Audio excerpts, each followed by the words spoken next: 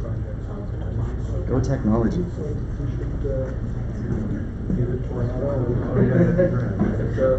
Good evening, everybody. Good evening, everybody. Good evening, Robbie. Hi.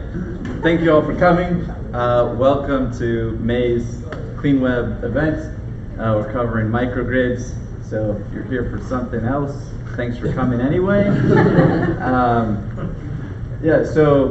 The Clean Web is a startup, is an initiative, is a movement whose goal is to close the funding gap for early stage clean tech companies.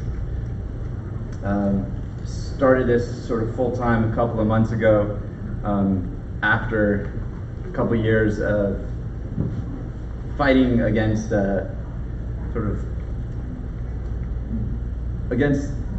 of the Silicon Valley, let's just invest in consumer apps, and it's like, well, I do something that's really important for the planet, like we all do here.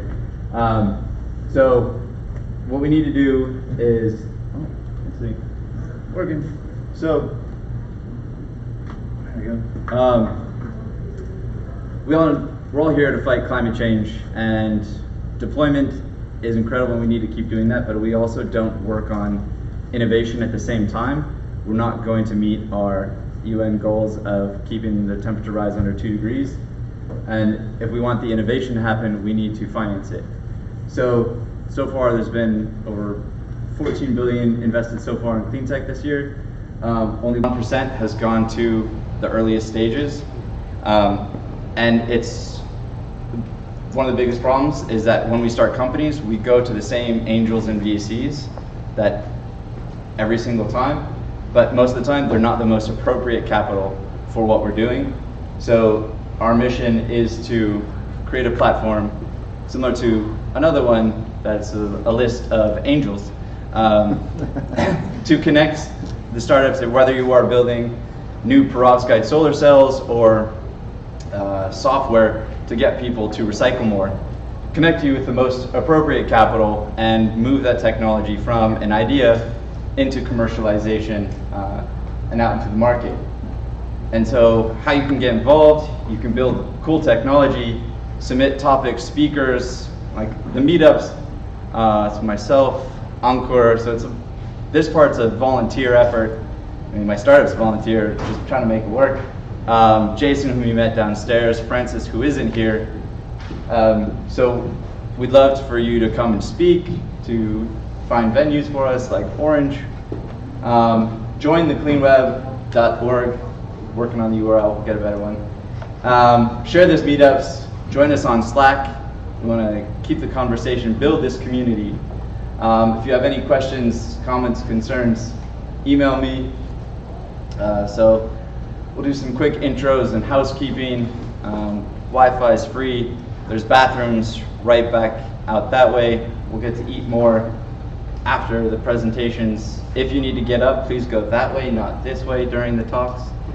And then afterwards, we get more food and beer. Woohoo! So that's it for the Clean Web. So next, we will hear from Will, who is our gracious host this evening. And then we'll kick off. But first, one thing. So we always like to find out who's hiring and help with jobs and so forth. So who's hiring? Anyway, yes.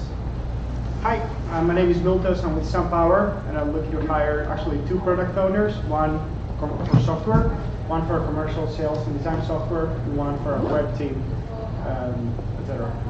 Great. Talk to me. We're for Pseudo Crew. We're a software development shop out of Hawaii. We're looking for solution architects for a lot of solar and energy products. Great. Anyone else? Okay.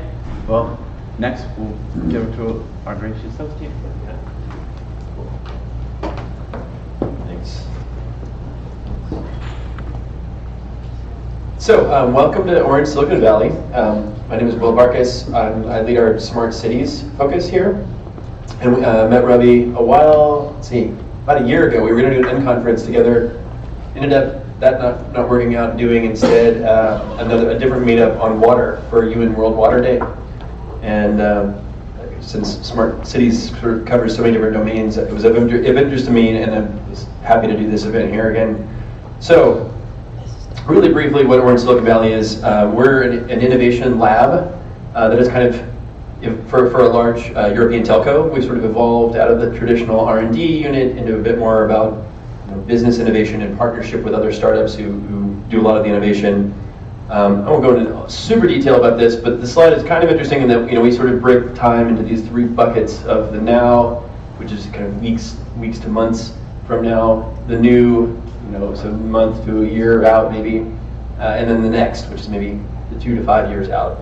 And so we really tried to focus on that next bucket, which I think is interesting partly because the new and the now are things that we do as a business. We sell these products, we have clients, they have needs, we have needs, and it's sort of the decision making is often by consensus. Like you kind of, you know the markets and you know what you need to sell to those markets. The next is a little bit about, being more passionate and understanding something that maybe doesn't fit the mold and breaking from consensus. So we're trying to find interesting things that may go against our core business in some ways, and we try and answer that core question, like how would you create Orange if you were to do it today? And to do that, we focus on a bunch of different topic areas. We have 52 people. I've put in orange the ones that are maybe more interesting to this group, but we cover everything from kind of Internet of Things, various pieces of that, sensors, platforms, networks, a lot of things around data, so AI, machine learning, big data architectures. We also focus on open source, about new software and computing paradigms, high performance computing, new space and drones, so like sensing, remote sensing and communications from space and from drones. Financial technologies, including blockchain-enabled things like cryptocurrencies, smart cities, which I work on. Traditional things telcos care about, next-generation networks, so software-defined networking, network function virtualization, wireless, interesting wireless technologies like 5G, connected autonomous vehicles, different enterprise services, and even things like digital health, consumer retail, mixed reality, so augmented reality, virtual reality, new marketing technologies, and also supply chain and logistics. Really briefly, Orange is a very large telco that you may not know so well because it's not in the US, but we have 263 million customers across 29 countries, 40 billion euros in annual revenue. We operate in terms of enterprise services globally, but for this group, what was more relevant is that we focus on these 28 countries across Europe and then 19 countries in the Middle East and Africa. Diving into that a little bit, because I think that's where our energy interest is more. We do a lot of things in that market. We have 123 million customers in Africa.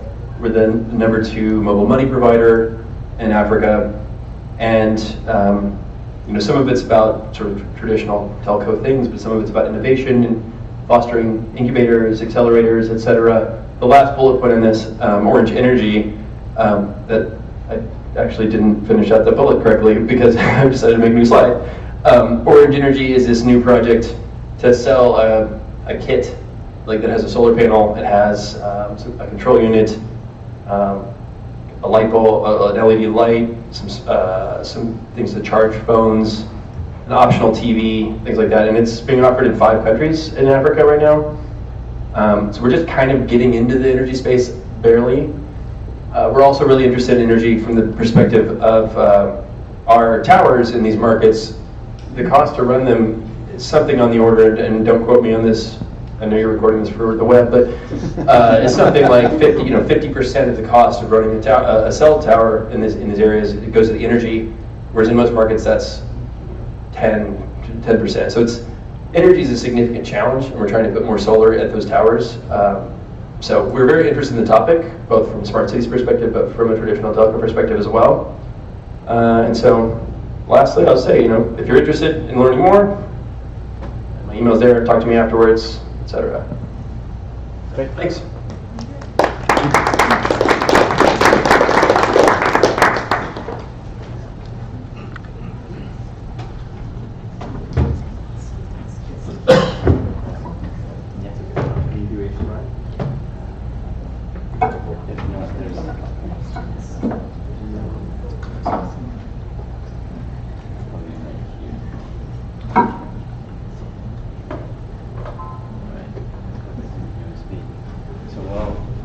Moira's getting set up.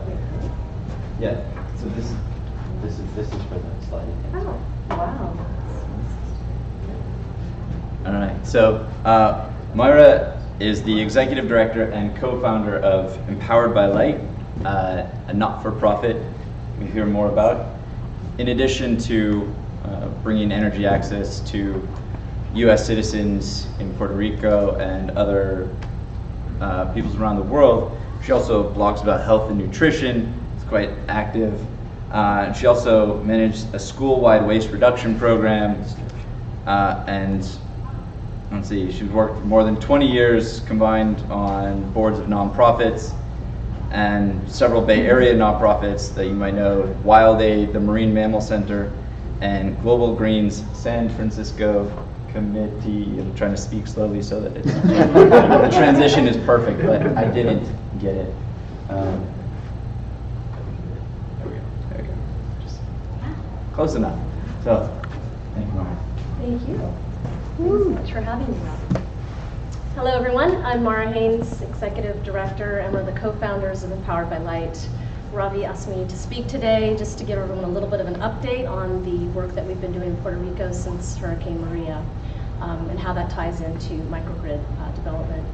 Anyway, for those of you that aren't familiar with Empowered by Light, we're about 7 years old. We've done projects in about 7 countries. I can say about in 7 countries. Those are microgrids, or nano or picogrids. So they're solar and energy systems of varying sizes. And really we've put those in place to try to improve lives and the environment and really empower people to protect the planet. So we've done small systems for people in the Amazon, trying to defend their territory and their way of life. And we've also done systems in Nepal to really support poor communities so they don't poach natural resources from really biologically critical areas. We've done schools, conservation centers and communities, and ranger stations in Africa.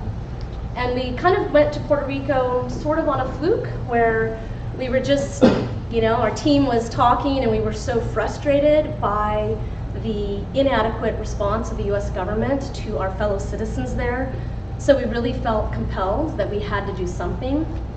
And we were also super frustrated that all the media was focused on diesel. How do we get diesel on the island? How do we move it around the island, because so many of the roads were impassable and there's debris everywhere.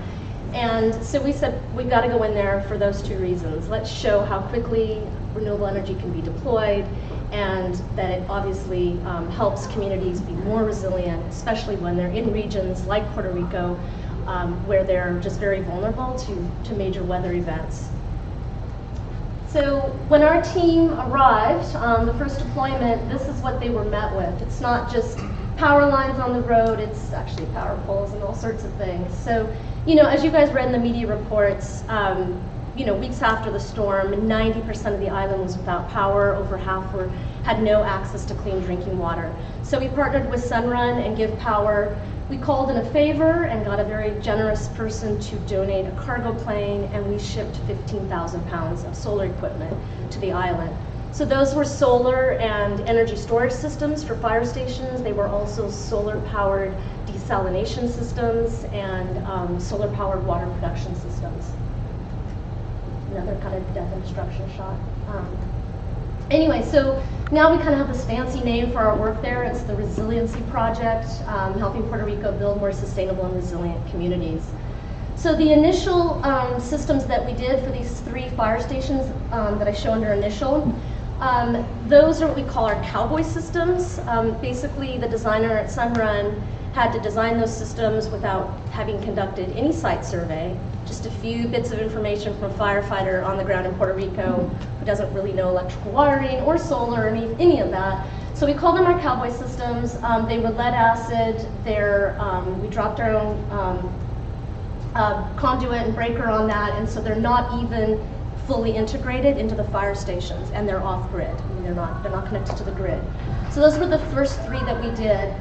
These are the ones that we're currently doing. There's 2 more lead acid, Castañer and Las Marias, but those are both fully integrated into the fire stations and connected to the grid.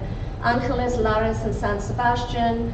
The first 2 are really isolated mountain communities. Those three there are all using Tesla Powerwalls. So Angeles and Laris use 2 Tesla Powerwalls each, and they're about 10 kilowatts of solar. San Sebastian, which serves a community of over 50,000 people, that has 4 Powerwalls and with about 20 kilowatts of solar. Then also, I don't know if any of you have seen our Twitter or Facebook, but a couple weeks ago in New York, we held a small fundraiser with actress Scarlett Johansson and chef Bobby Flay. And that was to raise support and raise funding for the Emergency Operations Center. And I don't know if you guys will recall, but right after the hurricane struck, the governor of Puerto Rico rushed to the EOC, because that's where you orchestrate all, emergency and disaster response, so fire, police, Coast Guard, everything. And he rushed there and there was no power. So we thought, okay, well, we're doing these fire stations, we probably ought to do the EOC. It's a huge project for a small organization like ours. It's just under $300,000. It's about a 60 kilowatt solar and would require 10 Tesla Powerwalls. So we're currently still fundraising for that, and we might end up doing that project in stages. And then we've also received funding to do other community projects, like community centers, schools, small medical clinics, and we're working with local organizations to really identify what are the greatest areas of need. This is one of our original cowboy systems. It's some of our Sunrun partners there. There's the 2x4s and whatnot. So the very first system we did was actually weighted down with sandbags, but we have since gone back and done all the racking properly. But it was literally, the first time we just get everything on the plane and fly it to the island, and let's try to have impact as quickly as we can, which we did. But then it was like, okay, we got to go back and make sure everything is bolted down properly. That was the system we did in January, which is done properly because we actually had time to prepare for that one. For those of you that haven't had the pleasure of visiting the lovely island of Puerto Rico, I just thought I'd throw in a map. We've done 2 stations in San Juan up there at the north. There's probably a pointer here, but I don't know. Anyway, Naguabo that I had also listed was right, the path of the hurricane went in this direction from the southeast corner up to the northwest corner. And so that community was one that was first and hardest hit by the hurricane.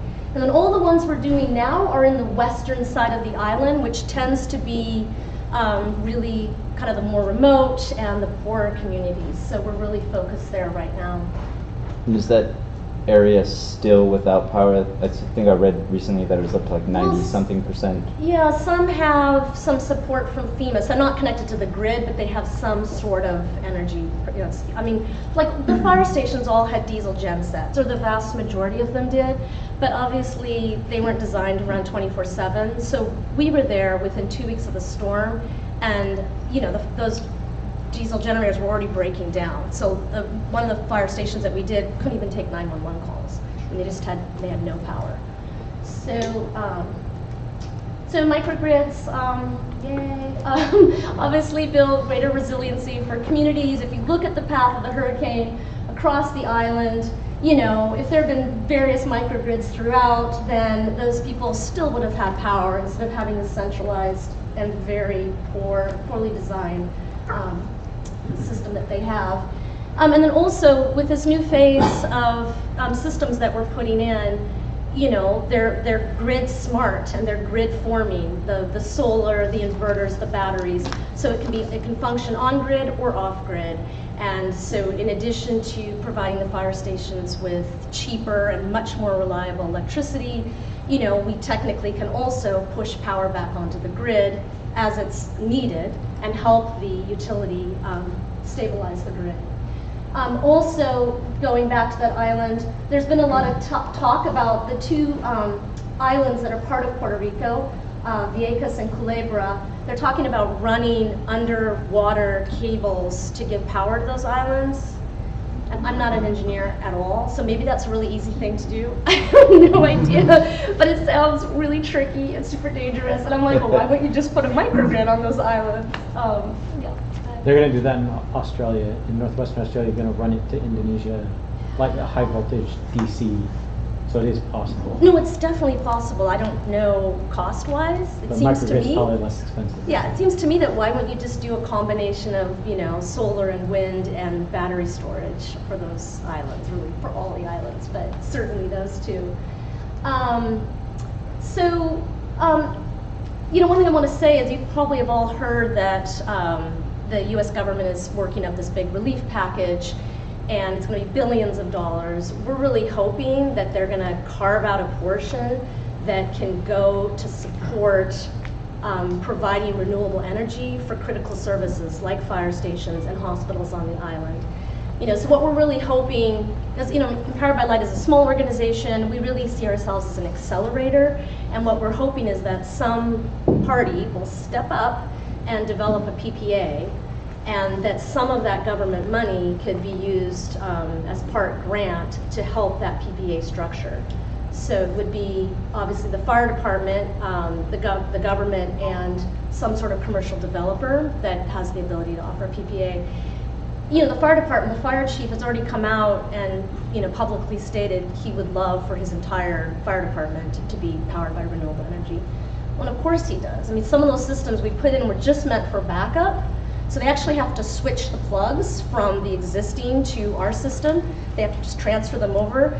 And we went back to visit on one of the deployments, and they're switched onto our system. We're like, no, our system is just supposed to be backup. You're gonna, the batteries aren't gonna last very long. You're not gonna utilize it properly.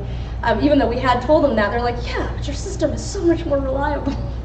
So they all get it, they all want it, but there's over 80 more fire stations to do, and we, as I was just saying to a colleague yesterday, I don't have the stomach to fundraise for that many more, so we're really hoping that with some government funding and a commercial party that a PPA can be developed, and that'll help just accelerate the deployment for those critical services.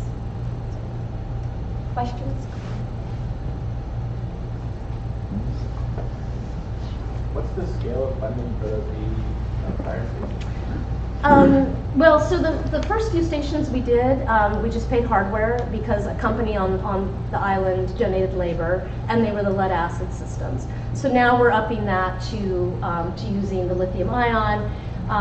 So the systems, depending on the size of the fire station, they're running anywhere from about 35 to 75. So they're kind of averaging out at 50,000 per station, and that's kind of from a 10 kilowatt solar size up to 20 kilowatts. So it just depends. Some of those stations are small, especially the really remote mountainous ones. They're quite small. They don't need as much. So yeah, it's very a lot. But yeah, I was hearing about that there are some requirements for the existing money can only be used to replace, or they can't use it for new. That's FEMA. Yeah. Yeah, so this new package that's coming is not FEMA. It's actually coming through HUD, is my understanding. Okay. It's Department of Energy that's been kind of managing it. But the FEMA, I mean, we had a lot of criticism of FEMA. I know everyone's had a lot of criticism of FEMA, but the way that the policies and regulations are structured, they literally, if there was a wood telephone pole or wood, wooden or whatever power pole there, they have to replace it with the exact same thing in the exact same location. So they can't, even when they know that old system failed and it's not stable, they still can't do something bigger and better. It's they're very, very restricted in how they spend their money. Yeah. In the back? Welcome to your government. Do you need to do anything special to protect the panels against future hurricane damage? Well, if you saw that one Naguabo, how low it is, and it's on the fire station roof, bolted down. I used to be able to articulate better how they're bolted and clamped, but I'm not super technical, so I don't know if I would portray that accurately. But you saw how low to the ground it is, and that was before we also installed windscreens. And then there's also the little parapet, or whatever you call it, that goes around the edge of the roof. And the system has to be within a certain space because of the way wind travels. So all of that's been factored in, and these systems are all designed to withstand at least 180 mile per hour winds. I mean, the reality is with climate change, the storms are getting stronger and stronger, so it's hard for me to say, if it ends up being 215, never seen before type of thing, whether it would withstand it. But once again, as I mentioned though, the hurricane had a certain path. So if you're doing all the fire stations and hospitals and whatnot, yeah, maybe in a future storm, maybe a few of those would be damaged, but the vast majority would be just fine. And and that's what we're going for. I'm Chris with Blue Planet Energy.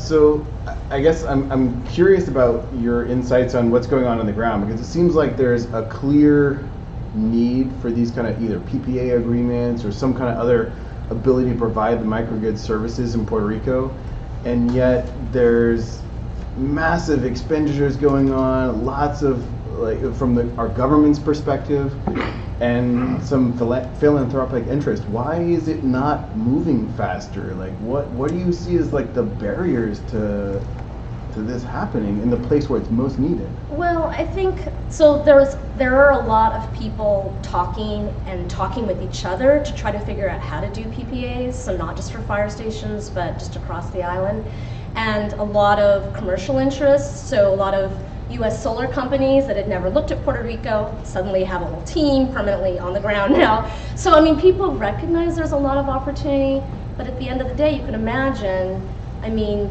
there have been allegations of corruption in Puerto Rico's government. PREP is obviously a complete disaster. So it's just hard to know, how do you go in and how are you going to mitigate the risk of any investment? And I think that's what's making it so challenging. And like, I think the DOE, U.S. government was supposed to come out with this big relief package, and I was hoping it was going to be announced like a week or two ago, and now I understand it's been pushed till later this year. So I don't know what's caused that delay. It might just be, inside politics. But really, if there is some grant funding that can offset so that a PPA can look more appealing to investors, then I think it'll happen. But right now, I mean, what are you investing in if you put your dollars there? And what's the chance you're going to get your money back? You look at a fire station and the government allocates a certain amount for electricity use every year.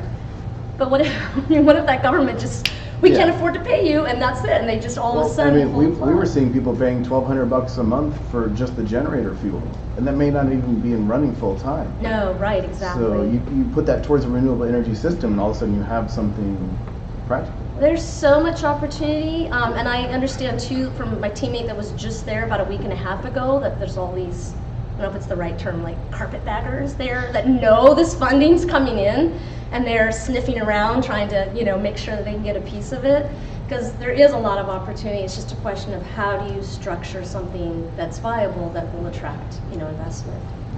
Last question. Okay, sorry. Go. Weren't there two different organizations that provided like plans to like they solicited advice, and then like I don't know what organization in New York like gave them a plan for like a microgrids and stuff. They came up with the plan. I heard this on like Energy Game a while back from Kathleen Morris, is it her name, or Hamilton, sorry. Yeah. But they were talking about two different organizations submitted plans for to PEPCO, so they were kind of like things that you can look at as far as like how might you go about this. But obviously it doesn't solve the funding part. No, it and it doesn't. probably is just like typically there's not motivation, and fiscally, like for private companies, it doesn't make sense until. Right. Well, on our board, we have a number of renewable energy finance people. At least that was their history. So we've already looked at various PPA structures ourselves, and we have a lot of data for the fire stations' usage, energy usage. But the finance people are being like, I wouldn't touch it. So it's. Yeah, it's unfortunate, but hopefully, with the U.S. government pushing a little bit in there, hopefully we'll be able to get something rolling. Thanks, everybody.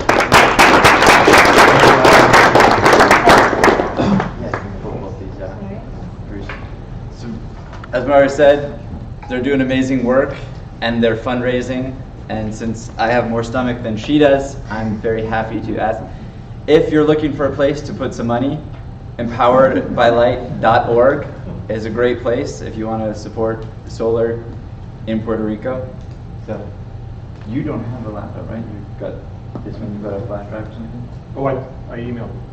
Oh. Okay. Okay, sorry. Little bit of technical. Look, you use your laptop. No, Just email do a too. little dance. Yep. I could just start talking. So I live in Berkeley. I work for Lawrence Berkeley Lab over there. And actually in Berkeley, I think we have the highest concentration of question authority bumper stickers. But over here, I guess we're in Silicon Valley, which I actually grew up in Silicon Valley. When I was 13 years old, I built a clock that did electricity differently from how we did, because did time differently because I thought we did time wrong. I'm still convinced we do time wrong, because seconds are a completely arbitrary fraction of a day. But what I'm here tonight to tell you is that we're doing electricity wrong. And hopefully offer a vision as to how we can do electricity in a better way. My job over at the university is to study energy use in buildings. We have 700 people there who do work on that. We try to understand how energy is used today and how it can be used differently in future, i.e. how do we use less of it, how do we use it more efficiently. And my focus area is electronics and networks. So I try to look at electronic device energy use and how networks in various manifestations affect our energy use, and how to think about what I guess the next, your third stage of the future for where we really could be going. And what's your name? Bruce Nordman. Thank you. Sorry, we're waiting for an email lag time. It's sent, yeah. Okay. So let's see. So my second slide, which you will surely see, is a picture from India that I saw in a talk 8 years, 4 months, 3 days ago, and my life forever changed that day. And it is some small children outside of school connecting some electrical power wire to the school. Now, two things struck me about this photograph. One is this seems highly unsafe because in India they have 220 volt electricity, and we should not have such unsafe technology around us. The second thing is that I couldn't tell if they were trying to get electricity into the school or out of the school. But it really doesn't matter, because on school days you would naturally want more electricity in the school. And on non-school days, assuming there's some local generation, here it is, you would want, thank you tech support. My bad for not bringing either a computer or a friend. On non-school days, say in a local generation, you'd want to share the electricity outside the school to adjacent buildings. And I realized we don't have any technology to just do this sort of peer-to-peer power exchange, and it would have to be inherently safe and automatic and such.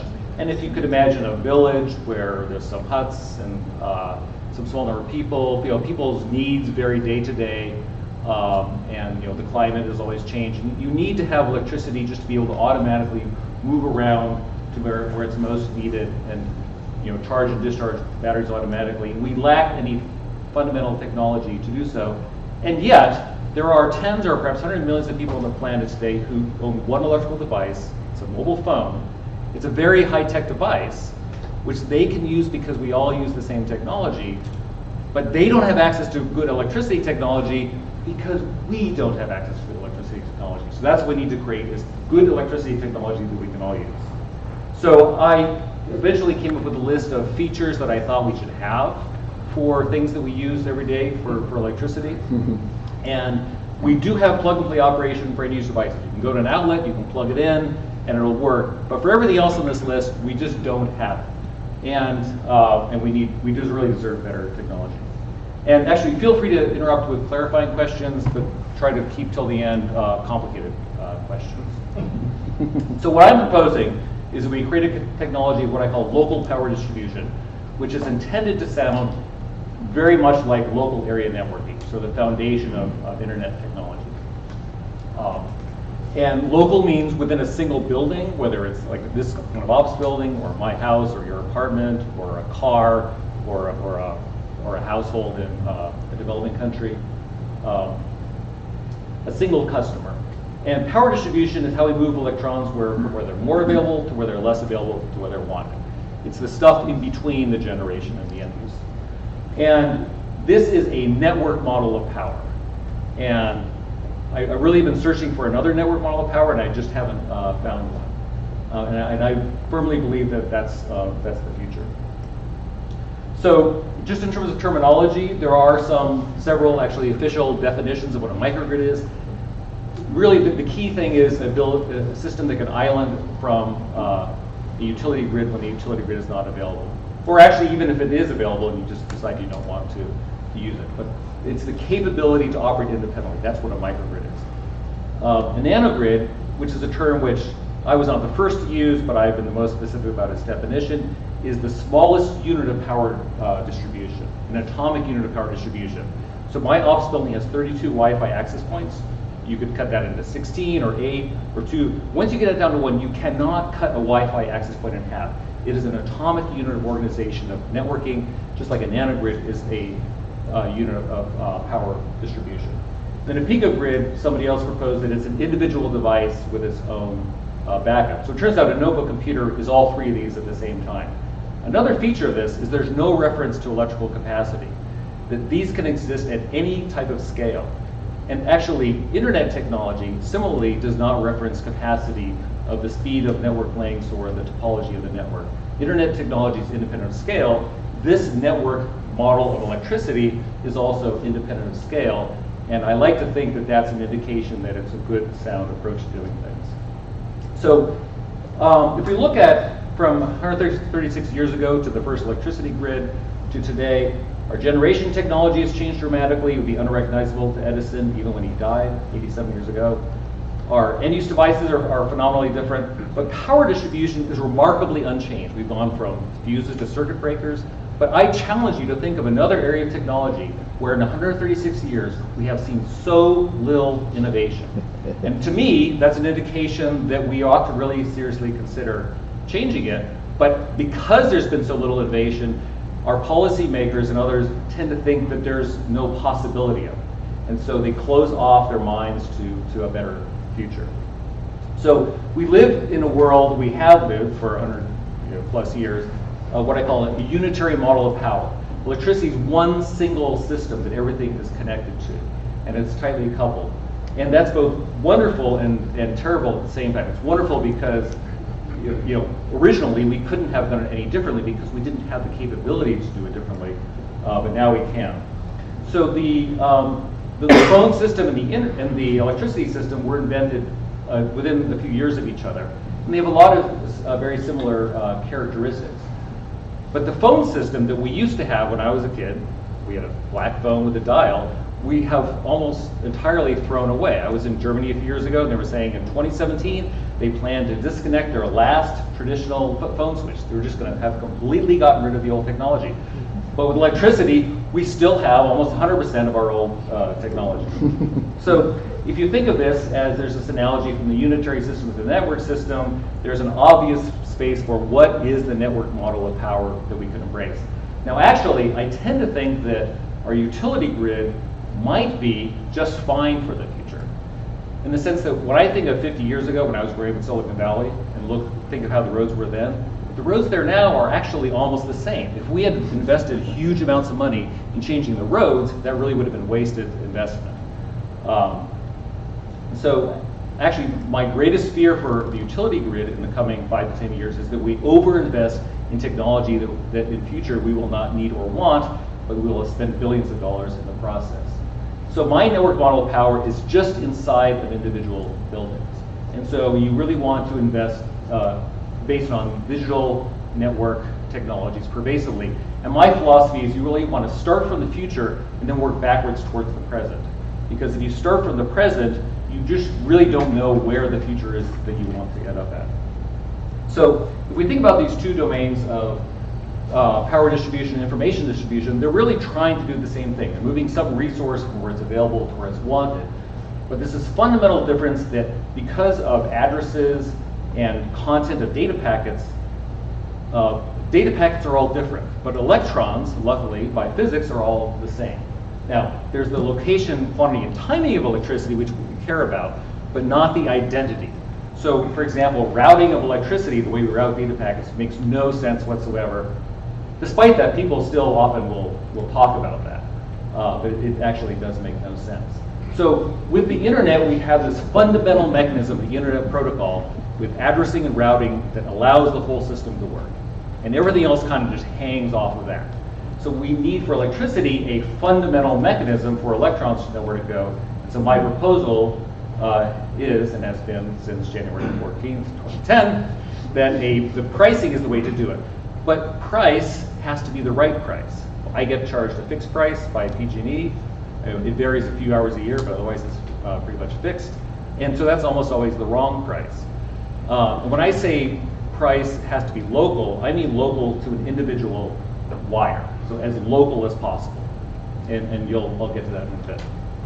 So when I say electricity is networked, that a building, this office building, your house, might look something like this, where there's a bunch of these nanogrids arranged in an arbitrary topology, connected at will to vehicles or local generation, and eventually also the utility grid. We want to stay connected to the utility grid.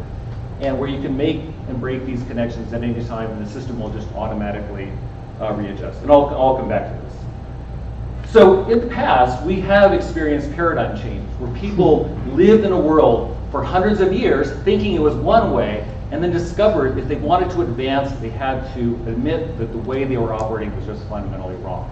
And I think that's what we're trying to do. But the thing is, we should feel kindly towards people who are existing in the wrong paradigm, because if you live in a limited domain, often the wrong explanation works, right?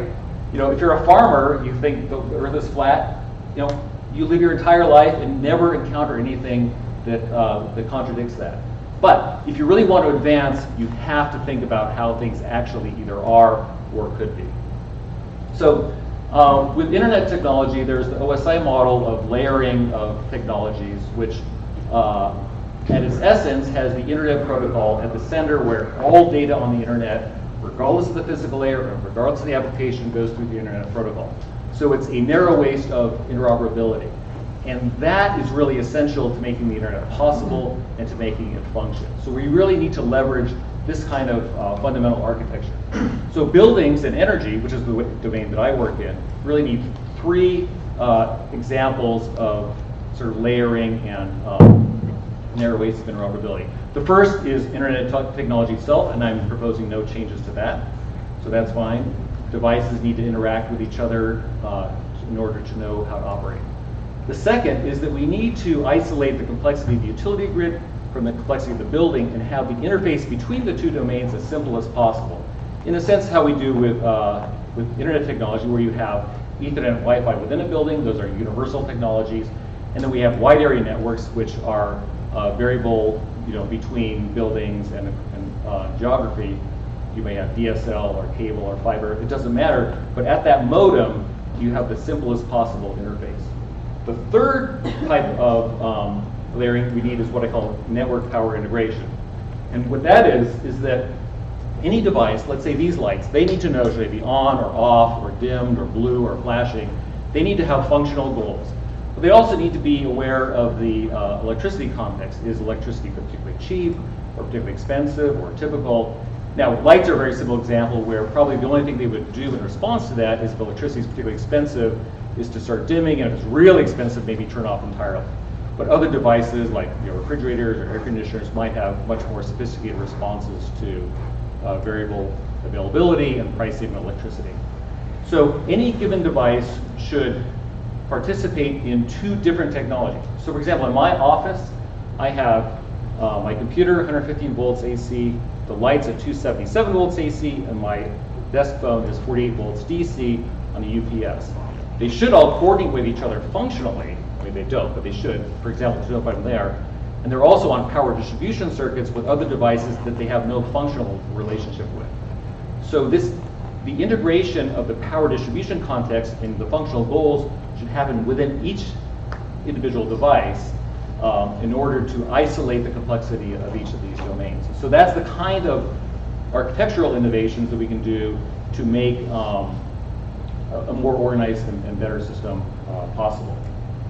So I've said nanogrid a few times. So again, it's a single unit of power distribution. So a USB hub or an Ethernet switch could be a nanogrid. But what you want to do is you want to stick some electricity storage into it so that it can be more flexible and more loosely coupled to other domains. So you're going to have end-use devices, loads, whether they're lights or appliances or electronics that derive power from it. And then power might flow in either direction to other nanogrids or to local generation or utility grid. And just as it took data storage to enable a network model of communications with storage and switches and routers, it takes electricity storage to get to a network model of power where you can have systems that are loosely coupled to each other instead of tightly coupled to each other so that they don't have to exactly balance supply and demand at every given moment. So, and again, the key thing is every nanogrid has a local price. So if you go to a building with multiple nanogrids, each of these green nanogrid boxes has a local price. So if it's high here, medium here, and low here, you will get flow from here to here and then from there to there. Who's setting the price? The processor inside this device sets the price with whatever information it has access to.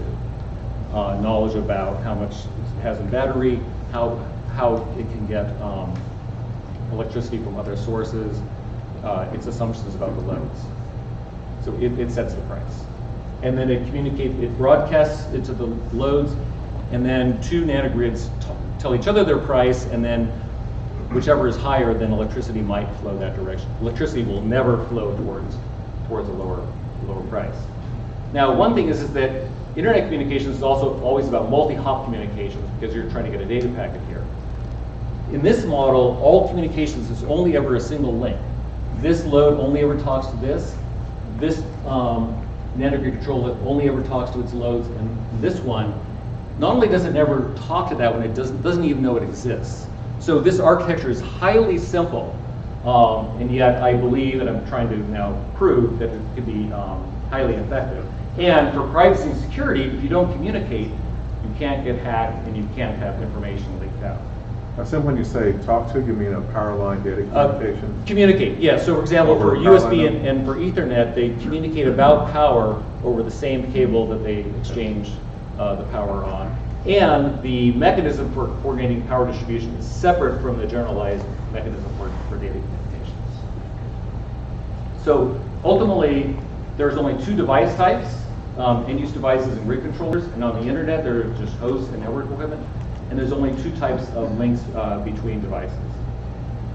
So, and the problem is if you have complicated technologies, they're expensive. If they're expensive for you, and they're going to be completely inaccessible to people who have very little money. If you go back to that last slide there, something I've experienced recently is if those nanogrids are under separate ownership, you run into problems with your local IOU as far as interconnection. Okay, so the vast majority of these links are going to be between devices in the same building, so the same person owns them all. But if your house was next to my house, we should be able to throw a wire over the fence and exchange electricity. And even if we're not supposed to, we will, okay? But also in California, there's a thing called the over the fence rule, where apparently you're actually allowed to do that to neighbors, as long as you don't cross the public right of way. I had a problem with that recently. And as we know from many things, marijuana is now legal. Exchanging power with your neighbors, people will do if it makes sense, and they should. Right? Yeah. It's better for the economy and it's better for the environment.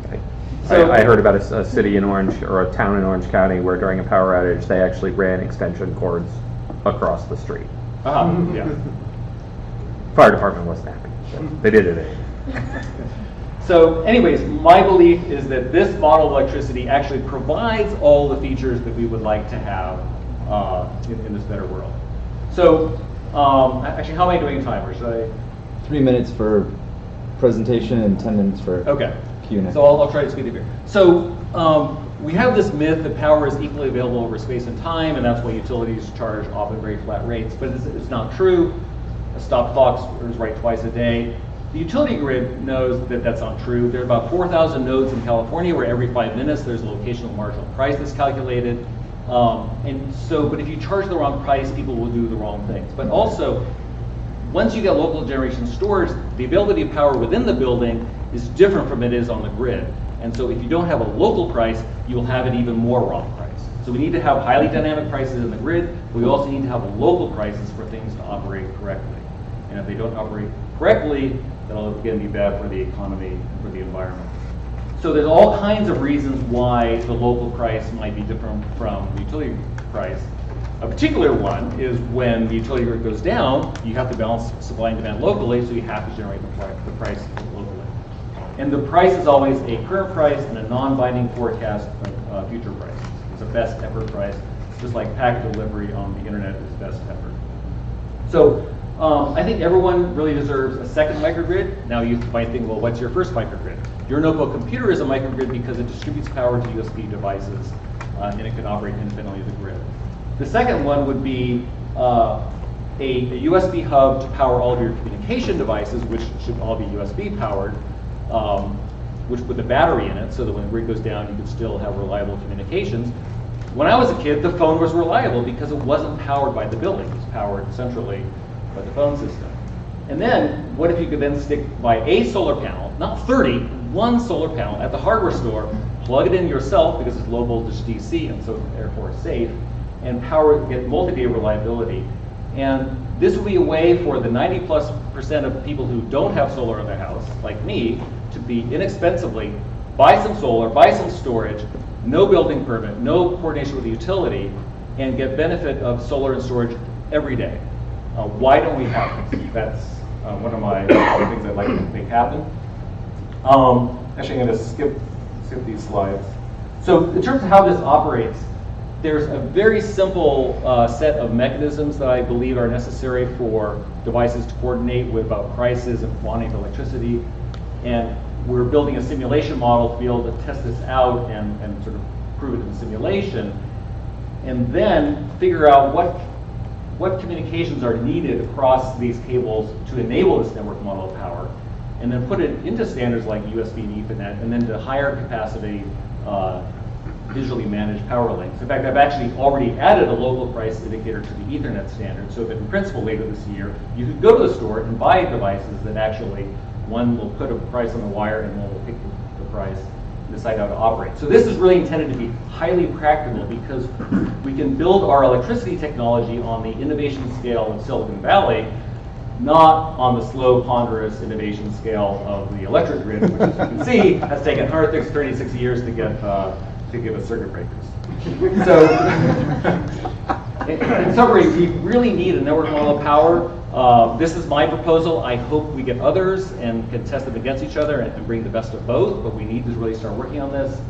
I think that commodity nanogrids produce at mass scale that can be combined by anybody into microgrids is the key to their success.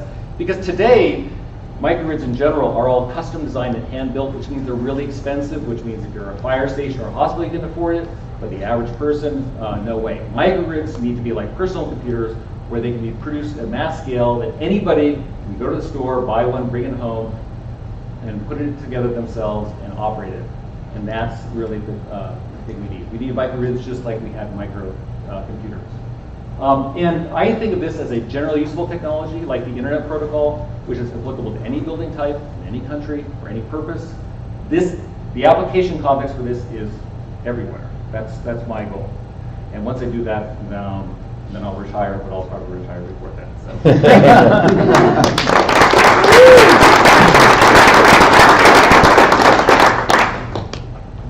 I have a few quick questions. One is, can you elaborate a little bit more on how electrons can flow in the direction of the price signal without power flow control physically? And second, why the two-way communication isn't needed and why the end user should be price takers instead of participating in pricing. Okay, so first of all, I'm not an electrical engineer, but with power electronics, you can manage electricity in ways not possible without power electronics. So USB, as a technology, for example, can reverse the direction of power flow today. My notebook computer has no power input. It has 4 ports, any of which can be an input or an output. So the power electronics are controlled by the device to manage the power flows either in or out as the computer wants to, negotiating with the other end of the wire. In fact, with the USB, if you want to consume above 3 amps, the cable itself has to talk to both ends of it and say that it's a higher capacity cable. So not only are both ends talking to each other, the wires are actually talking to both ends. So electricity is really already very different. So the specifics of how you do the power electronics on each end to sort of cause electricity to flow one direction or another, I think is just a matter of managing voltages. But I believe that's a solved problem by clever engineers, of which I'm not one. And your second question was, why one-way communication? So the communication is actually both ways, but the idea is that the nanogrid controller just dictates the price to the end-use devices. Now you could have complicated schemes for devices trying to forecast their future load and for bidding, but the thing is that, again, this is all inside of a single building. So do you want this light bidding against that light? Does that light even know what it wants to do 10 minutes from now? Probably not.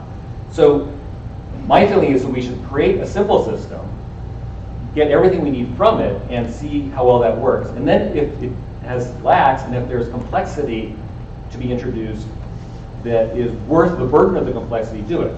Internet packet protocol is unreliable and highly simple, and yet it works really well. And if we had thought, that can't possibly work, as a lot of phone company engineers thought, let's invent something really complicated, we would not have the internet today. So going on piggyback on the different voltage comment.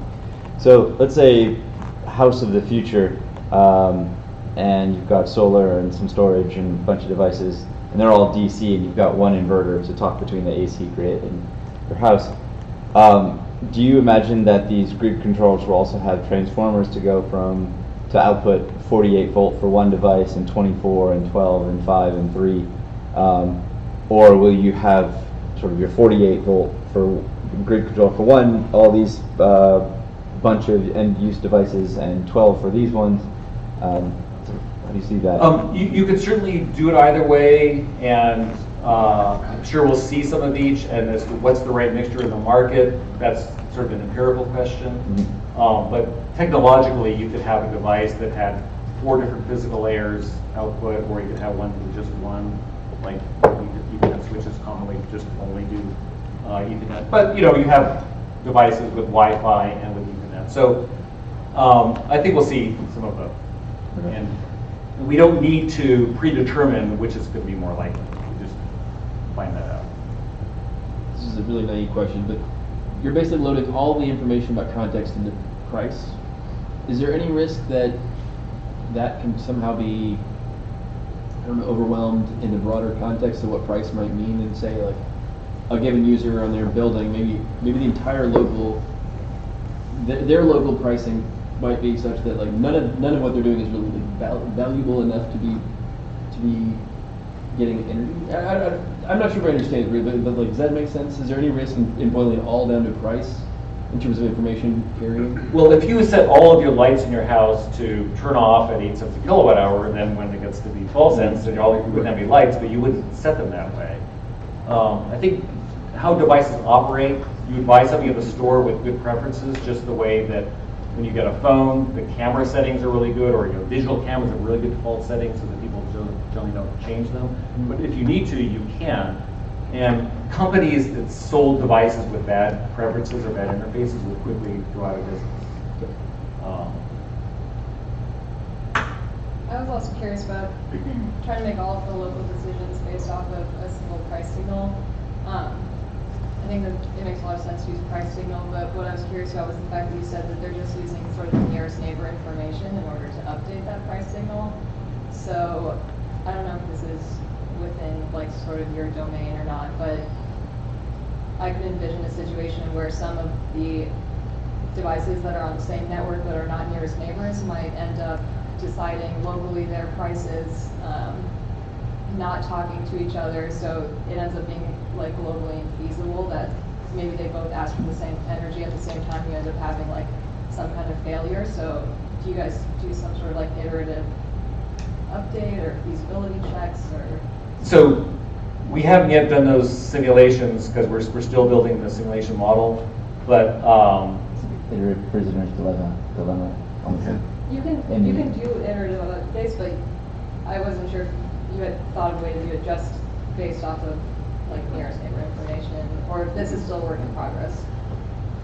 Yeah, I have this perhaps naive confidence that this really simple system will actually work. I mean, we have a lot of things that are simple that actually. I'm amazed, for example, that we don't have as many car accidents as we do. Given how bad people are at drivers, people just operate on a few basic principles, and yet it works. Can you go back to the image of the nanogrid model? Yeah, that one. Oh, one more. Sorry, the other way. That one, yeah. So let's say there's a capacity constraint here. These loads want more power than this cable can provide. Well, that's going to drive up the price here, so that these devices don't demand more than this cable can provide. Okay, so you're describing some kind of iterative update of price until you reach a. Well, so each of these nanogrid controllers will change its price, but the thing is, you don't have to change it immediately because you have storage. So you can sort of do things, again, as you say, iteratively, and you don't have to have wild swings to make things operate correctly. Now, there's good room here for clever algorithms, and I'm not the person to do that, so hopefully there's people in this room who are better at this and can design some clever algorithms once we set the basic foundational sort of playpen to work with. And are you imagining, so sort of in this continuing vein, that sort of each grid controller, so they have each place, each grid controller has a buy and sell signal, sort of, or baseline price. It just has one price.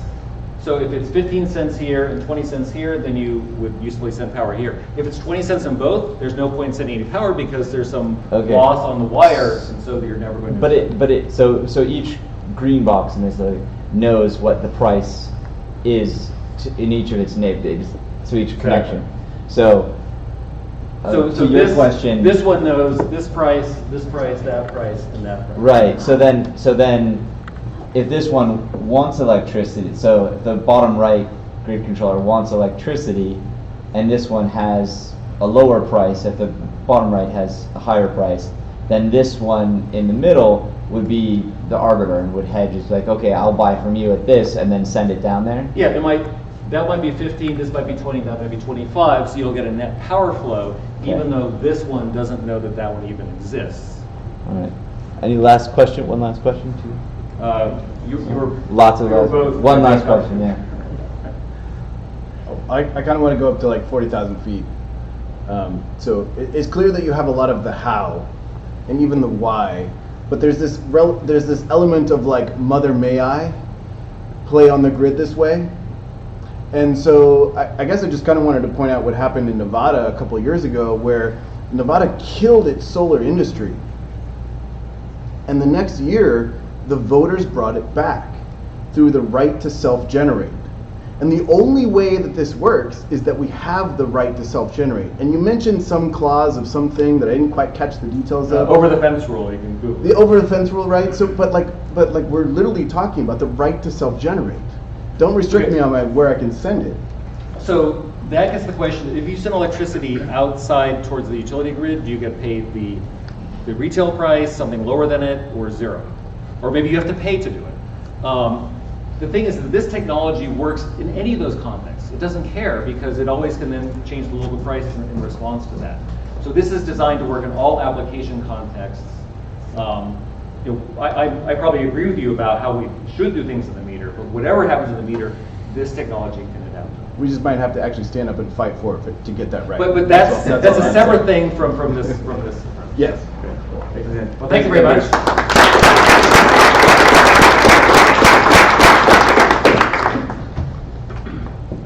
Continuing with our Berkeley theme, so next we have Allison Farrow. Ali is a member of the data science and optimization team at Advanced Microgrid Solutions, co-worker of Francis, one of the co-organizers, where she develops data and analytical tools and contributes to the AMS software and optimization platform. Prior to that, I guess I can speak faster. She got her master's degree at MIT with research on designing a control architecture on optimally scheduling loads between interconnected microgrids in India. Ali's experience also includes working as a software engineer in the biotechnology space and as a researcher at Lawrence Berkeley National Labs, different departments though, I believe. And she got her bachelor's in the physics department from Cal. Anybody else from Cal here? Okay, a few. Hold on. Rivals? There we go. Is it plugged in? Oh, I can't use it. Oh. Talking about plugs. No USBs on the new Macs. I probably stand a little closer to the mic anyways because my voice doesn't carry quite as much as our two other speakers. So, hey everyone, my name is Ali Farrow and I'm on the data science and optimization team at a company here in San Francisco called Advanced Microgrid Solutions. So I'm going to share a little bit about what we do and how we do optimization at AMS. So before I get into what my team does and the optimization component, I want to give everybody a little bit of background about what AMS is all about and how we offer some value by providing distributed storage throughout the grid.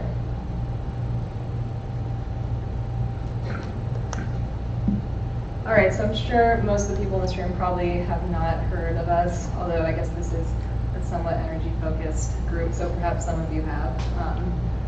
But I work at a company called Advanced Microgrid Solutions, and so what we do is we actually specialize in integrating storage, so batteries, onto commercial and industrial facilities.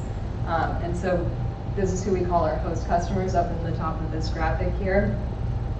And so what we do for them is we control the storage assets optimally with on-site generation resources, and we provide software that will maximize economic benefit for our host customers in the forms of bill savings. So these are basically office buildings. They could be some kind of industrial site, people who use a lot of energy on a day-to-day basis have huge utility bills, and so the advantage for them is that we guarantee them some minimum amount of savings, and then we share the upsides with them from saving them money on their utilities.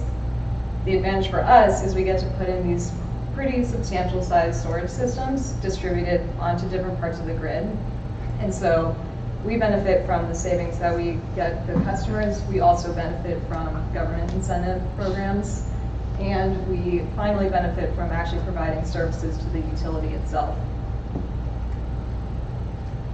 So I want to talk a little bit more about that last point that I made, which is that we also provide utility services as well as just saving customers money on their electricity bills. So in order to understand how we can provide utility services from our storage systems, we have to take a step back and talk about a couple of the problems that exist today on the grid. So I'm sure a lot of the people in this room are well aware of this, but every day the grid has to deal with two major issues. One is congestion constraints that exist on the grid, and the other is capacity constraints.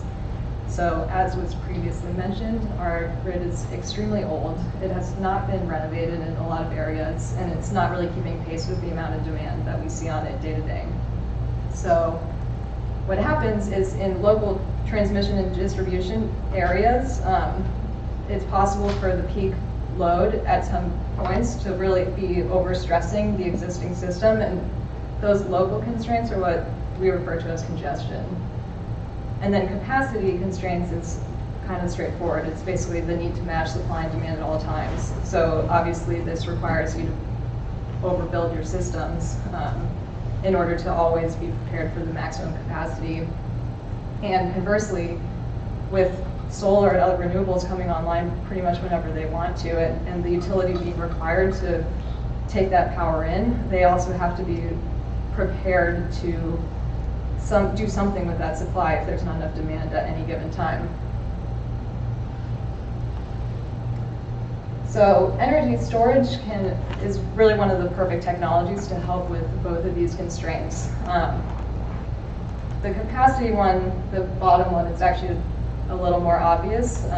Obviously, storage can be used to do some of that supply and demand smoothing, making it possible for us to store energy, say from solar when it's coming online when we don't need it, and then distribute it to loads later in the day or earlier in the day when there's more peak demand.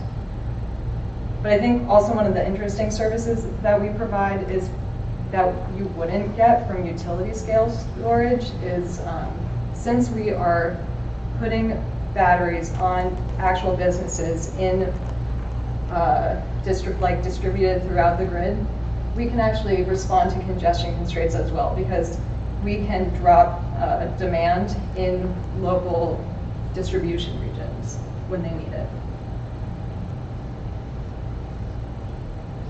So to illustrate what I'm talking about, this is one example of a contract that we have with SoCal Edison. So a couple years ago, the nuclear plant at San Onofre closed, and they're still going through the process of decommissioning. But as soon as it stopped producing power, there was this huge capacity problem in Southern California.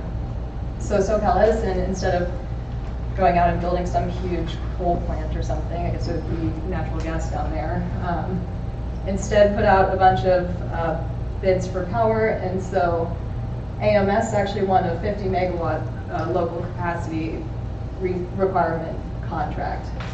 And what that means is that they can call on us a certain number of times a year, and we have to dispatch our batteries, which effectively reduces load at the buildings that they're at and acts equivalently to a generator.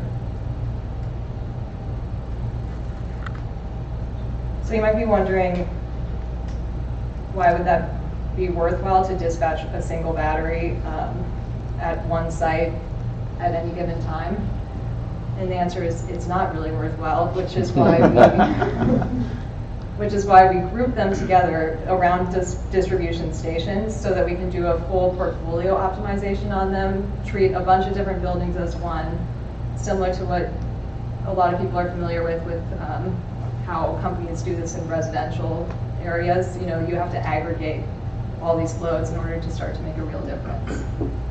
And so we benefit from that approach because it actually makes a difference for the utility. Our customers benefit from it because the more sites you have in your optimization problem, the more globally optimal the solution is going to be anyways, so they actually end up benefiting too.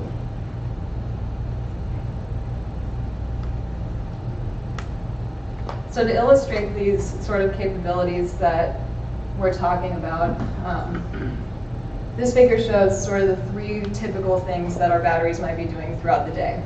So we're showing a day of time, and as you can see, it's charging in the middle of the night before anyone gets to work. The bottom chart is showing the charge increase, and then by number 2 there, that's some typical peak reduction. So managing the building's peak load so that they have so that their utility bill is less expensive. And then that 3rd bucket is actually a SoCal Edison dispatch. So you can see we're still doing demand response because of baselining. So we can't just dispatch by 250 kilowatts, but we do the demand response, and then we also dispatch by 250 kilowatts. And so in that way we get both of those revenue streams. So the team that I'm on is actually responsible for doing this whole optimization. So I'm going to take a few minutes and talk about how we formulate the problem and how we go about solving this. So by the time the problem gets to us, the question is basically, how do you actually operate a fleet of storage assets given all of these different constraints we have? We have physical constraints, we have economic constraints, and the end goal is we really just want to maximize the amount of revenue that we are making as a company and that all of our customers are also making back.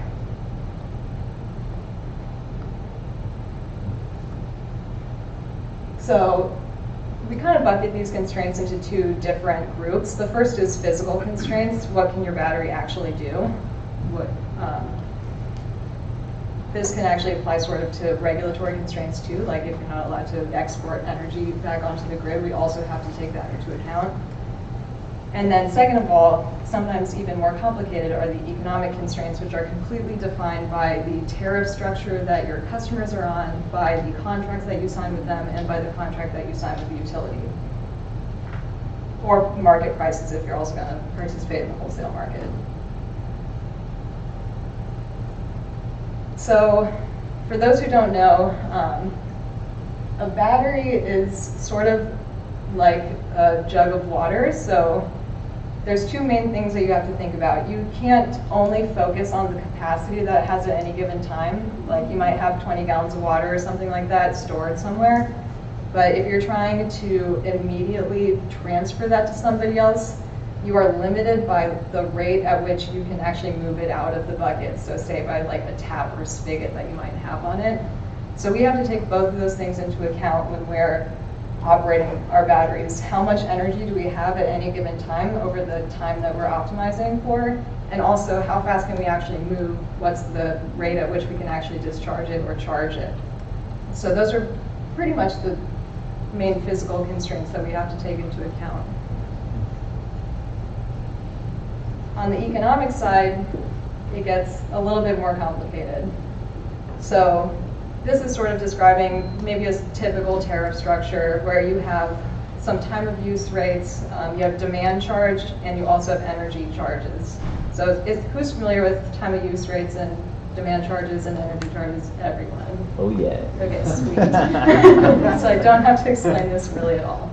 But there were a couple people who were kind of shaky on it. So the really quick overview is that time of use is pretty straightforward. Basically, if more people are using energy, the utilities have pretty much tried to align different times of the day with higher demand periods, and they make energy more expensive during those hours. The more tricky thing that people outside the energy industry aren't as familiar with is the difference between demand and energy charge. So demand charge is actually defined by your peak power for the entire month within that time of use period. So we have to keep track of which time of use period you're in, what the peak power is for the whole month within that time of use period, and then we try to maintain that, because as soon as you go above it for just one interval, you've lost those savings that you would have otherwise had.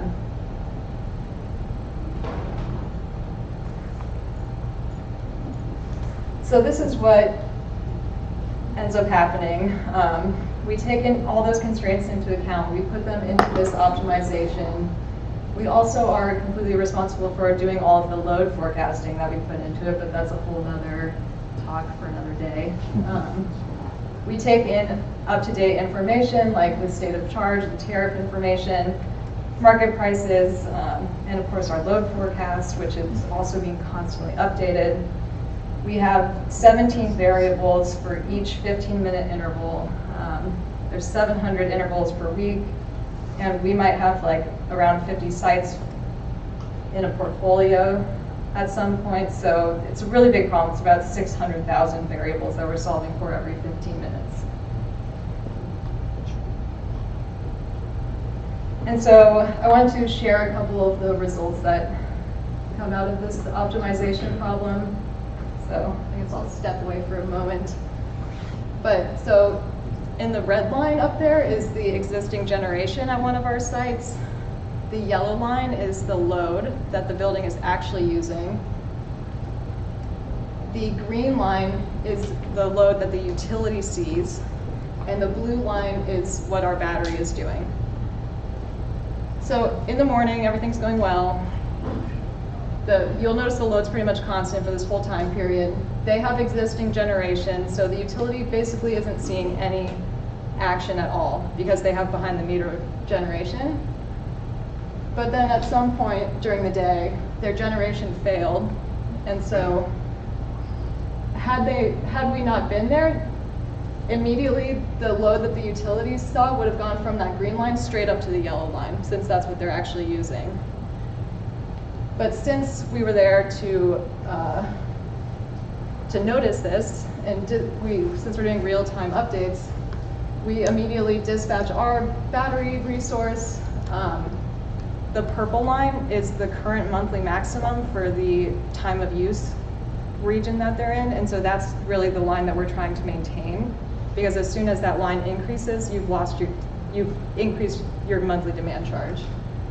So the battery works as hard as it can to maintain that purple line until the time of use period ends, in which case it lets it go, it gets up, it lets it go higher in the off-peak time, and then luckily the generator comes back on and they don't have to spend any extra money. Hooray.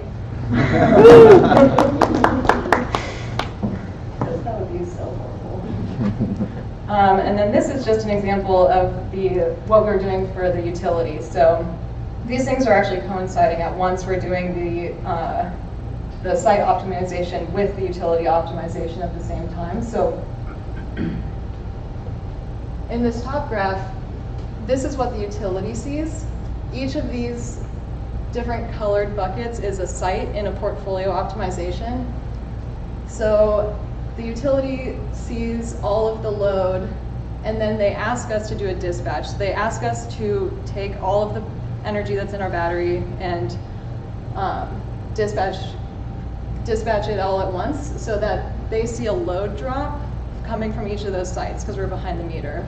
So it's effectively acting as if we're a generator giving all of those sites power. And so this is the battery activity. It's at nothing, basically.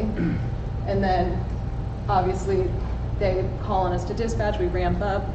Yeah. Is this the same site and same day as the other graph? So 5 p.m. was when the generator failed at the same time? This is not the same. I just wanted to show, if that had been at the same site, then the battery behavior would have been different. They would have had also like a utility dispatch on top of it. But that battery behavior was only responding to the generation failure. That was not during a dispatch. Okay. Yeah. The dispatches are worth so much more money in this case from this contract that they usually take precedence over the behavior of like the demand charge management. And then the customers get guaranteed bill savings either way, so they don't really care which one takes precedence. But we do, because we're making money from all of these different. We are a for-profit business, so you know. Yeah, so this is just an example of, there was basically no demand charge management going on at this time before, and then we dispatched pretty much fully the batteries, reduce all the load. Is that a duck curve thing? Was that the reason for the 5 o'clock? Is it? Yeah, so the thing is, we actually don't know why SoCal Edison dispatches us when they do, because they're allowed to dispatch us anytime they want to, but we do get a lot of late afternoon dispatches, and so it's not too far of a leap to think that maybe it makes a lot of sense. Like when you're, when all of your solar load is dropping, all of your renewable energy is starting to come offline, people are still at work, you know, it makes a lot of sense that that's when they would do it. I don't know if you want to keep interrupt with questions, but just my last slide. This is perfect. You have to factor in like the long-term health of those batteries as well. Like Yes, we do. Okay, so that's part of it. Yeah, we try to include everything that will affect our long-term, you know, ability to continue providing services and making revenue. So we do include that in our optimization. So just to be clear, you own these batteries and you're using them, does the utility own them? Or is they owned by you? Yeah, well, I did shake my head because it's not true, but it's closer to us owning it than anyone else, but we finance. Oh, I see. We finance them through a finance company, so they actually own the batteries. Oh, I see. So they're behind the meter and you're using them for ancillary services right. for the grid. Yeah. In the back. Do you make any guarantees to the utility in terms of dispatchability, or it's like, yes, we can respond, or no, at this time we can't? Oh, yeah, that's an interesting question. So we don't make guarantees because in the contract structure we're paid for performance. So we don't have to make any guarantees to them, because if we underperform, we get paid less, reflecting that in the contract. Yeah. Your models, you said that there were 17 variables that you used, but then it got multiplied to like 60,000?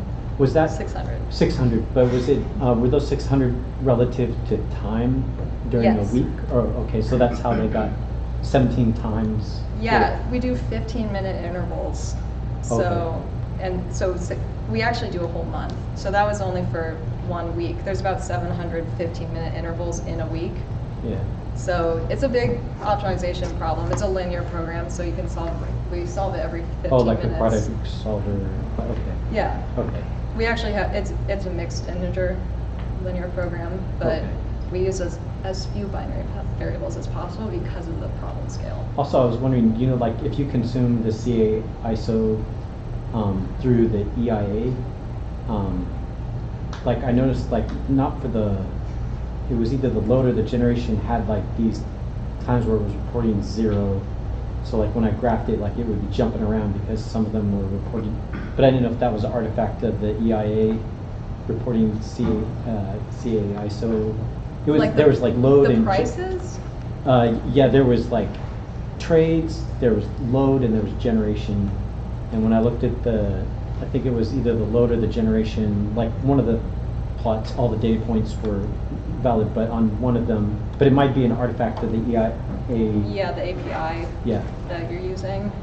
Yeah, because when you try to go look for like a data dictionary or like, there's like, I haven't found like an explanation for where they get those values from. So I haven't spent enough time, so I was curious. Like, do you look at that at all, or? Yeah, well, our team does. So we query all of our data. This is the LMP data you're talking about, right? The location marginal price, or we get load data straight from, we get it from utility APIs, so Okay. not from. Is that public, or is that like you have to negotiate? Yeah, we have to pay them to use it though. Okay, okay. Yeah. So what is that It's publicly available for Yes. a price. No, but what do they call that? Like the first SoCal Edison, like do they have a name for that, or you just go look on their site, or? Well, so the site's called Utility API, and what they do is they get data from utilities, and then they Oh, okay. package it up. They give it to people. They clean it It's up a and provide it to service. you as a service, Yeah. okay. Yeah, exactly. I mean, and sometimes we get zeros from them too, and we have to also do our own data cleaning. So it's a linear, it's a constraint solver, and it's not, it's integer and you were saying mixed between. The optimization problem? Yeah, yeah. Yes. Yeah, it's a mixed integer linear program. Okay. Yeah. Thank you. Yeah. So it sounds like the way that your systems are, and hooray for more storage on the grid, are making money is due to like a distribution or capacity problem. And so that's how you're creating value for the grid and making this work. Right. I wonder if, are you worried about the price signals? Because our last talk was all about price and price signals. Are you worried about the price signals correcting this problem before you get the payback on your systems? That's a good question. So we are fortunate enough to be in this contract is a 10-year contract. So the financing for these particular systems, it's not super risky for us because of the nature of the contract that we have. That being said, the contract with the utility? Yes. Yeah. That being said, we're interested in participating in the market as well. We don't plan to only make money through this type of contract in the future. So are we worried about the prices becoming balanced because of the market? Well, we want to get in there and make money before that happens, I guess. Like, we're looking into markets that are much less regulated. You can finance the whole thing based on the contract you have with the utility, so you don't have to worry about the ancillary services. For these projects that we've already built, but we're continuously growing and trying to become a service for more and more distributed assets, not even just storage. You know, we want to be able to manage all kinds of assets, so we definitely are anticipating participating in the market, and I'm not too worried about arbitrage, like solving all of the problems and making prices super equal anytime soon in a lot of the markets. I think that, like, Australia, for example, is much less regulated than anywhere in the US. They have crazy price swings still, especially for ancillary services, and so that's like something that we're looking into participating in. Will it eventually correct itself? I mean, I hope so. That's the whole point of the market. So we'll see. Yeah, in the back. I was wondering, does AMS make any guarantees to clients about providing backup, and does that factor into your optimization at all? Yeah, it's a good question. We do not, and we do not island. So, especially because we're so dependent on this relationship that we have with utilities and stuff. And we're not like just a small system. We really are participating with the grid. Like, it's not just theoretical. So part of that is it's just too much to do like the resiliency capabilities as well. We're really like an extension of the behind the meter sort of grid infrastructure. How scalable is your optimization algorithm or your platform, and like how are we starting to do that? Say like every office building downtown San Francisco would actually want to sign up for this AMS, and your ability to actually like execute an optimization, because I assume that would explode the size. Right, that's a good question. We talk about that a lot. We have a lot of ways to deal with that. We're doing portfolio optimizations, which means that you're grouping together buildings that make sense. It doesn't mean that you have to put every single building that you are providing a service for into the optimization problem. So you might choose like a cluster around a distribution station. You might choose a group of buildings that have different types of loads so that it makes the most sense for them to share power at different times of day. But it doesn't mean that you ever have to have an optimization with 500 buildings in it. Like, that doesn't even make sense. As long as you start to diversify the load at the buildings, you should never need more than, some tens of buildings. And then, should we want to make bigger portfolios, there are also other ways that we could simplify our problem. We're doing a very precise optimization right now. We could, of course, do 30 minutes instead of 15. There's other ways to simplify as well. So the structure that we have now is compatible with scaling up. Your question? Yeah, from what I understood of your slides, it looked like you're only looking at power import or power export, but there's other services like frequency support or voltage support, et cetera. Yeah. Are you getting paid for any of that? Is that part of what you're requiring? For instance, solar inverters are starting to be required to provide that support. Yes, that's a good question. So this technology is actually perfect for providing frequency control and all kinds of ancillary services. We were working on selling that to, like, packaging it with this initial offering, and we weren't really getting very good. It just wasn't really like taking hold, but that's another thing we're looking into in other markets that have. The ancillary service market in a lot of US regions is really regulated, so it's harder to make money off of it. But in places like Australia, again, it's unregulated. So that's something that we're definitely pivoting into. So you have these highly capable optimization mechanisms. So you could sculpt the load in all kinds of interesting ways. But the utility then gives you these highly rigid and clunky rate schedules, which causes you to optimize in a way that really doesn't serve the utility's best interest. If they only give you better incentives, you could do better for the utility. Is that frustrating?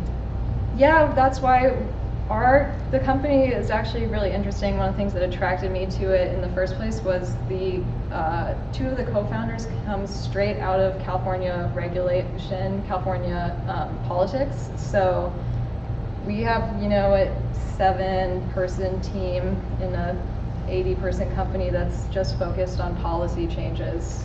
We push bills, we try to change the political landscape in order to make it more conducive for what we're doing and also make it make more sense. Even though it's a for-profit company, most of the people who work here are pretty mission driven, and so we want the incentives to be aligned such that we're reducing greenhouse gas emissions. We want to be charging the batteries when solar and renewables are online. We don't want to be charging it with misaligned incentives that end up driving greenhouse gas emissions or something like that higher. So that's a constant work in progress, is trying to align incentives. And yeah, way back. So your interest in this to get into EV short run, because as EV get more popular, the EV is really good to be able to count on system for or possible? Is that something you use or not? Right. It's a concept that has come up before, but it's not exactly in line with sort of the scale that we're at, since we're really providing services for these larger commercial type sites. EV integration isn't something that's on the near term plan, at least. I think that's it. One last question, anybody? Do you use a number of different battery technologies, chemistries, for different applications, or is it? Yeah, we actually so far have only been using Tesla batteries, but we're looking into diversifying, if not for the reason that it's never good to only have one vendor. But right now, the only like tried and true battery that we've been using is the Tesla one, so not right now. That's great. Finish it off, Tony. Yeah, Tesla because of the time constraint in Australia actually used Samsung batteries for the Australia solution because they needed to make that. And it wasn't good for their margin, but it helped make sure they needed the time line. His Twitter bet, you mean? Yeah. The timeline, his Twitter bet? Yeah. All right. That's Well, interesting. thank you very much, Alex.